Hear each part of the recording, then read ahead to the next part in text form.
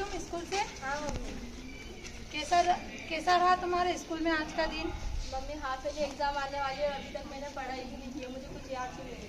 क्यों नहीं की बेटा तुमने पढ़ाई? स्कूल वाले इतना होमवर्क दे देते हैं, फाइल कर देते हैं, कभी प्रोजेक्ट दे देते हैं, कभी लैब में ले जाते हैं, तो कभी क्या करते हैं, तो पढ़ाई ही नहीं हुई है, टेस्ट से आ जाते हैं कभी। वाह, चलो बेटा तुम इतनी चिंता मत करो, अब पढ़ाई करने के लिए बैठ जाओ। अभी तो मैंने शुरू भी नहीं किया है, क्या करूँगी एग्जाम में।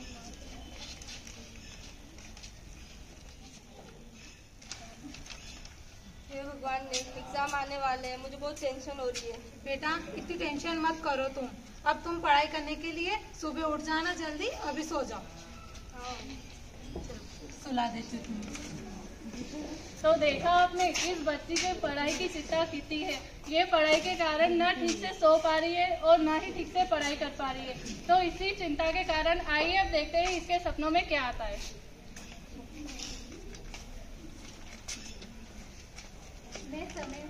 मैं कभी भी एक समान नहीं रहता।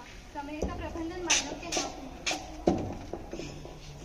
मैं कभी भी एक समान नहीं रहता। समय का प्रबंधन मानव के हाथ में है, इसलिए तुम भी अपना समय प्रबंधन करना सीखो। अपने 24 घंटे को इस प्रकार विभाजित करो कि तुम अपना ज्यादा से ज्यादा समय पढ़ाई को दे पाओ। व्यर्थ में समय बर्बाद मत करो, क्योंकि समय की बर्बादी है जीवन की बर्बादी।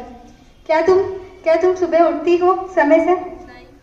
क्या तुम समय से अपना सभी कार्य पूरा करती हो? यदि तुम समय से अपना सभी कार्यों को पूरा करोगी तो तुम निश्चित रूप से सफल हो पाओगी।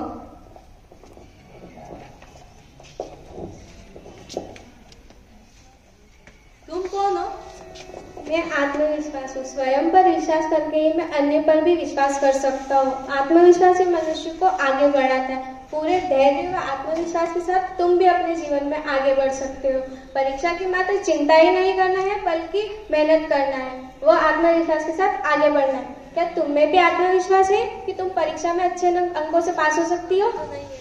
तो फिर तुम में आत्मविश्वास ही नहीं है तो तुम अच्छे अंकों से पास भी नहीं हो सकती है। आत्मविश्वास से भरा है जो जीवन में आगे बढ़ा है। तुम कौन हो? मैं किताब हूँ। मैं सबकी सच्ची मित्र हूँ। जो मुझे पढ़ता है वो ज्ञान प्राप्त करता है। क्या तुम मुझे पढ़ती हो? नहीं। हाँ, तो मात्र चिंता कर लेने से कोई कार्य पूर्ण नहीं होता है। जब तुम मुझे पढ़ोगी, समझोगी, तभी तुम परीक्षा में सफल हो पाओगी।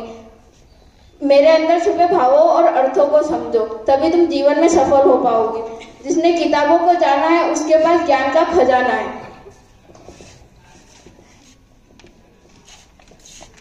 प्रणाम गुरुजी। मेरा उद्देश्य तुम्हें गलत मार्ग पर ले जाना नहीं है। तुम मेरे उपदेशों को व्यर्थ समझते हो। अगर तुम हमारा कहना मानो तो तुम गलत मार्ग पर जाने से बच सकते हो। तुम मात्र चिंता करने से सफल नहीं हो सकते हो। मेरे पहले आए उन सभी का कहना मानो और जीवन में आगे बढ़ो। करोगे गुरुओं का सम्मान तो पाओगे जीवन में मान।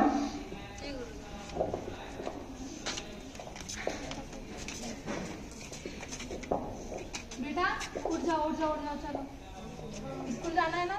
मम्मी, मैंने आज एक सपना देखा था। क्या देखा बेटा तुमने सपने में? मैंने आज सपने में देखा है, अब मैं अपने समय का प्रबंधन करूंगी और खुद में आत्मविश्वास जगूंगी और मुझे यकीन है कि मैं अपनी किताबों से पढ़कर अच्छे नंबर प्राप्त करूंगी और मैं अपने गुरुओं का हमेशा कहना मानूंगी और अच्छे से पढ़ाई करूंगी। मैं अच्छे से उनका कहना मानूंगी तो मैं अच्छा इंसान भी बन पाऊंगी और अपनी वार्षिक परीक्षा में अच्छे नंबर भी ले पाऊंगी। अच्छा है बेटा कि तुझे समझ में आ गया समय का प्रबंधन कैसे करना चाहिए। आप सभी भी इसी प्रकार से